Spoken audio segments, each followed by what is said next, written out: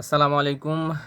2026 বিশ্বকাপের defending champion বলতে গেলে আমার দল আর্জেন্টিনা অবশেষে 28শে ডিসেম্বর অর্থাৎ ঈদের দিন তাদের ওয়ার্ল্ড কাপ স্কোয়াডটা ঘোষণা করছে। আজকে সেই আমাদের আর্জেন্টিনা টিমের বা আমার টিমের সেই আর্জেন্টিনা স্কোয়াডটা সম্পর্কে একটু আলোচনা করব।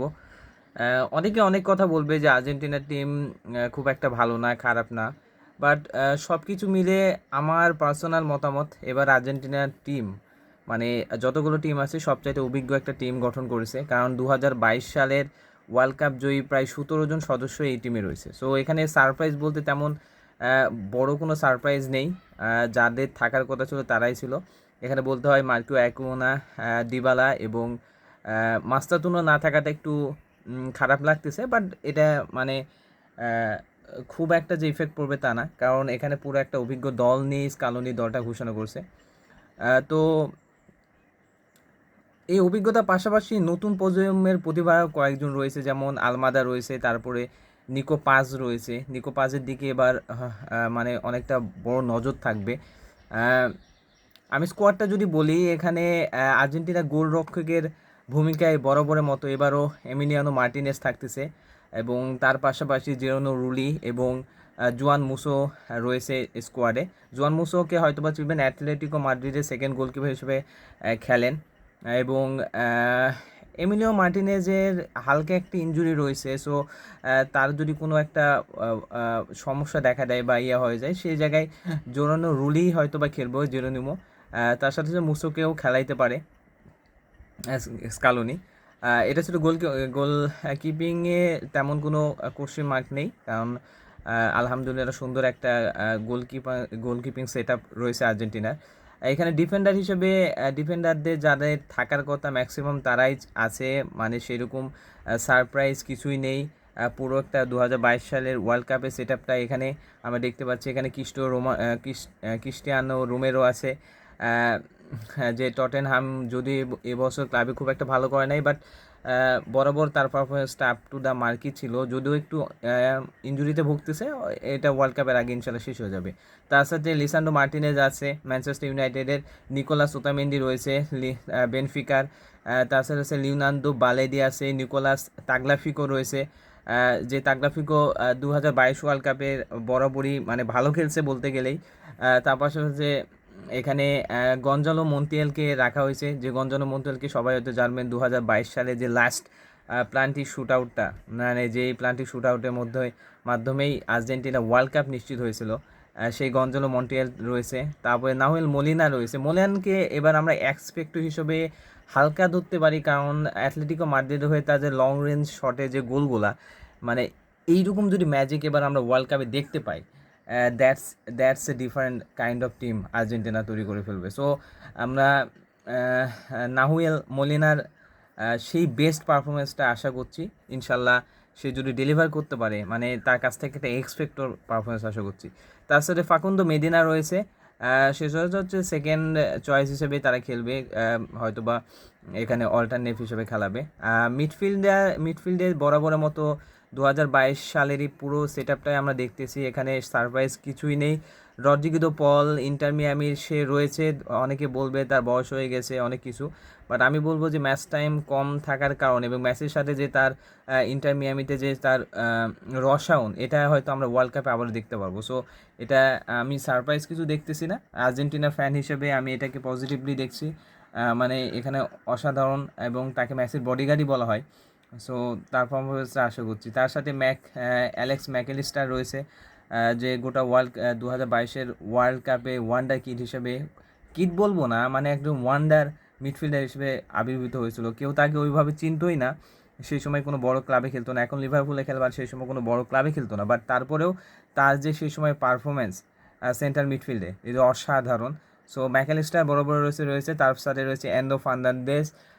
চেলসি যদিও খুব একটা ভালো করে নাই, তারপরেও এনজো ফার্নান্দেজের 10টা গোল রয়েছে প্রিমিয়ার লিগে, এবং তার পাশাপাশি অসাধারণ পুরো ম্যাচ টাইম খেলেছেন। সো তার 2022-এর যে মানে ওয়ান্ডার কিড হিসেবে যে পারফরমেন্স, এখন তো আরও 4 বছরের অভিজ্ঞ হয়ে গেছে। সো তার পারফরমেন্সটা আরও বেটার আমরা আশা করছি আর্জেন্টিনা ফ্যান হিসেবে। সো এইখানে তার সাথে রয়েছে জিওনাভি লো সেলসো, যাকে আমরা 2022-এ অনেক মিস করছিলাম।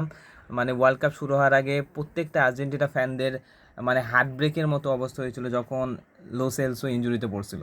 সেই 2022 সালে মিস করা প্লেয়ার এবার আবার 2026-এ ফুল ফিট হয়ে খেলতে আসছেন। সো এটা একটা মানে পজিটিভ সাইন বলা যায়।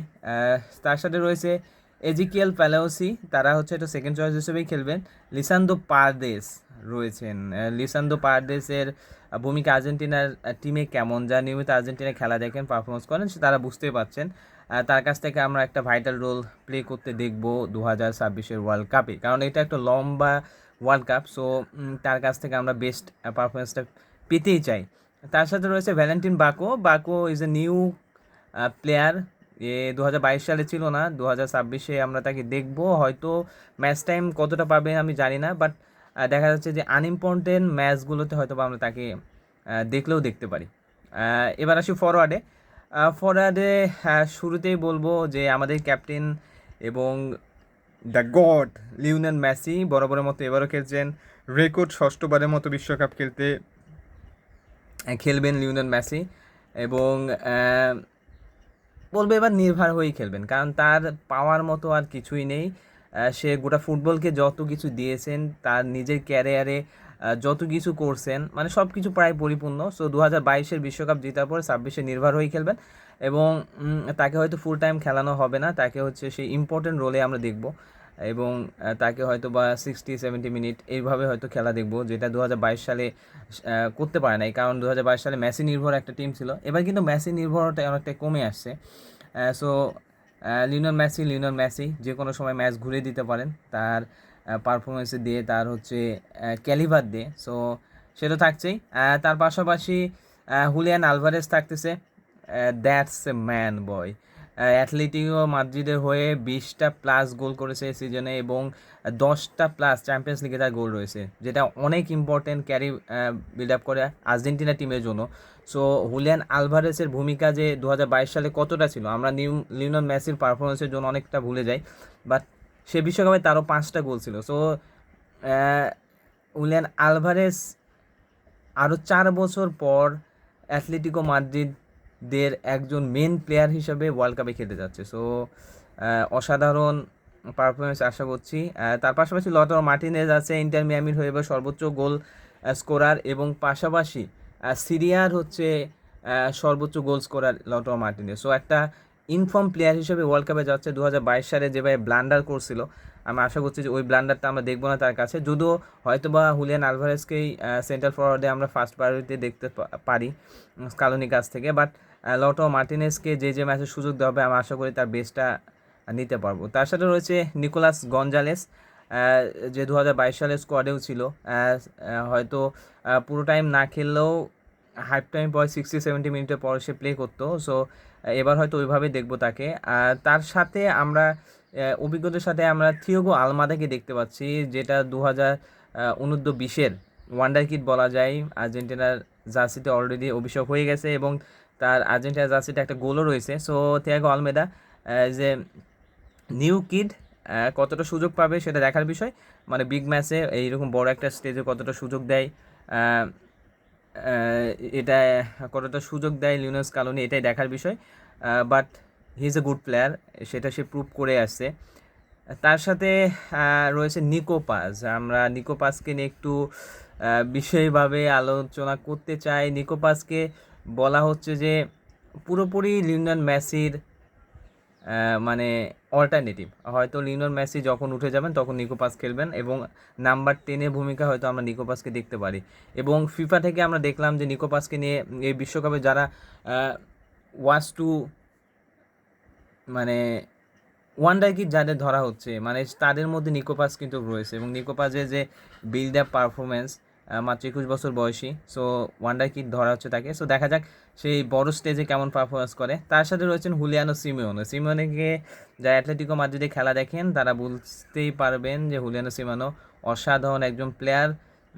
সে উইঙ্গারেও খেলতে পারেন, এবং তার সাথে সাথে মিডফিল্ডেও সাপোর্ট দিবেন। সো ম্যাচ বিল্ড আপের জন্য ইজ দ্য বেস্ট, এবং অ্যাথলেটিকো মাদ্রিদের কোচের ছেলে সে। সো হুলিয়ানো সিমিওনোকে আমাদের কাজে লাগলেও লাগতে পারে। সো অসাধারণ একটা টিম। এই ছিল টিম। আরেকটা কথা বলতেই নয়, অ্যাথলেটিকো মাদ্রিদের 6জন প্লেয়ার কিন্তু আর্জেন্টিনার দলে চান্স পেয়েছে। সো বুঝতেই পারছেন যারা চ্যাম্পিয়ন্স লিগের সেমিফাইনাল পর্যন্ত গিয়েছিল যে তারা পার হইতে পারে নাই, দেন হচ্ছে যদিও লা লিগাতে খুব একটা ভালো করতে পারে নাই, তারপরেও বলবো যে অসাধারণ একটা টিম, মানে এটা কাজে রাখবে।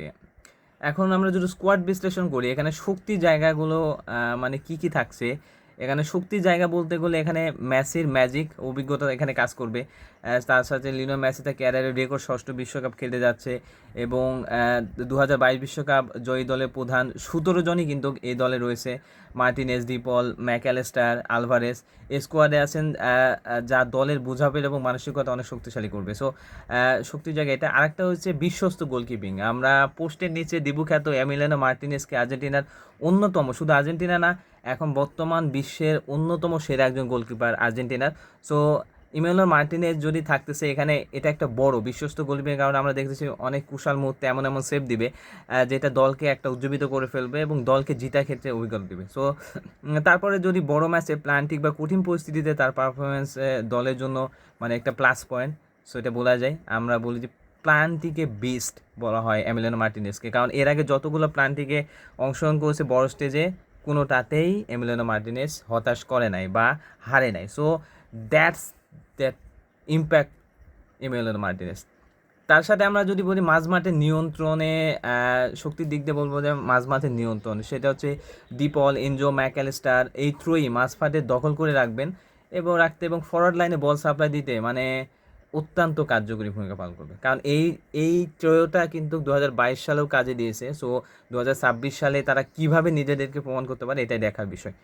দুর্বলতার জায়গায় যদি বলি আমি একজন আর্জেন্টিনা সাপোর্টার হিসেবে, তাহলে বলবো এখানে ইনজুরি আর বয়সজনিত একটু সমস্যা থাকতে পারে, কারণ এখানে আর্জেন্টিনার টিমের এভারেজ বয়স হচ্ছে 28-এর মতো। সো মেসি সম্প্রতি কিছুটা ইনজুরিতে সমস্যায় ভুগছেন, তার সাথে সাথে ওতামেন্দির মতো অভিজ্ঞ ডিফেন্ডারের গতি আগের চেয়ে কিছুটা কমে গেছে এবং পুরো টুর্নামেন্টে হাই ইনসেন্টিভ বজায় রাখার জন্য তাদের জন্য একটু কষ্টকরই হবে।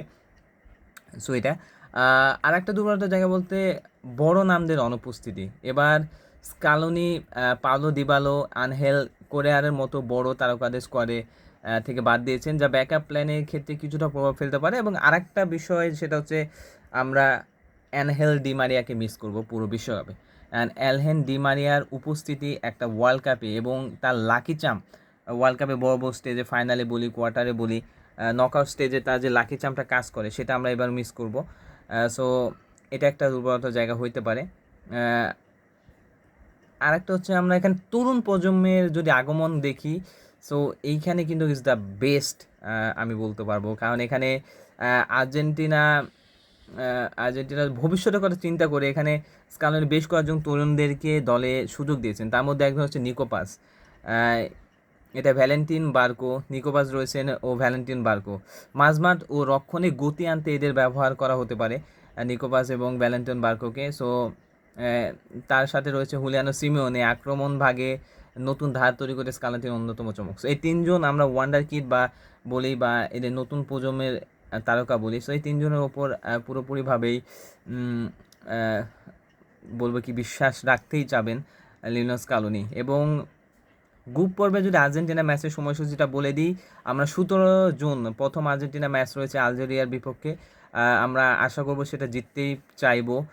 21 জুন রয়েছে আর্জেন্টিনা বনাম অস্ট্রিয়া ম্যাচ, এটা একটু কঠিন হবে অস্ট্রিয়ার সাথে ম্যাচটা, বাট একজন ওয়ার্ল্ড কাপ চ্যাম্পিয়ন হিসেবে আমরা এটাকে খুব একটা এভাবে ধরবো না, আমরা চাইবো সেই ম্যাচটাও জিতবো। আর লাস্ট ম্যাচ রয়েছে 28 জুন, সেটা হচ্ছে জর্ডানের বিপক্ষে। এই ম্যাচটাও আমরা জিততেই চাবো, আমরা চাবো যে প্রথম 2টা ম্যাচ জিতে জর্ডানের বিপক্ষে একটা নতুন স্কোয়াড নামাইতে। সো এটাই চাবে স্কালোনি হয়তো। সো কাগজে কলমে এবং সাম্প্রতিক ফর্ম বিবেচনায় আর্জেন্টিনা এবার বিশ্বকাপ জয়ের অন্যতম হট ফেভারিট, এটা আপনি মানলেও মানতে পারেন, আবার যদি আর্জেন্টিনার সাপোর্টার না হন তাদের অনেক বিতর্ক বা তর্ক থাকতেই পারে। বাট আমি বলবো যে কাগজে কলমে সাম্প্রতিক ফর্ম বিবেচনায় আর্জেন্টিনা এবারও বিশ্বকাপ হোল্ড করার জন্য ফেভারিট একটা টিম। অভিজ্ঞ সিনিয়রদের নেতৃত্বে আরও তরুণদের এনার্জি মিলিয়ে স্কালোনি আবারও একটি ট্রফি জয় কম্বিনেশন তৈরি করার চেষ্টা করেছেন। সো এখন দেখা যাক ওয়ার্ল্ড কাপে কীরকম পারফরমেন্স করে। থ্যাংক ইউ সো মাচ, আল্লাহ হাফেজ।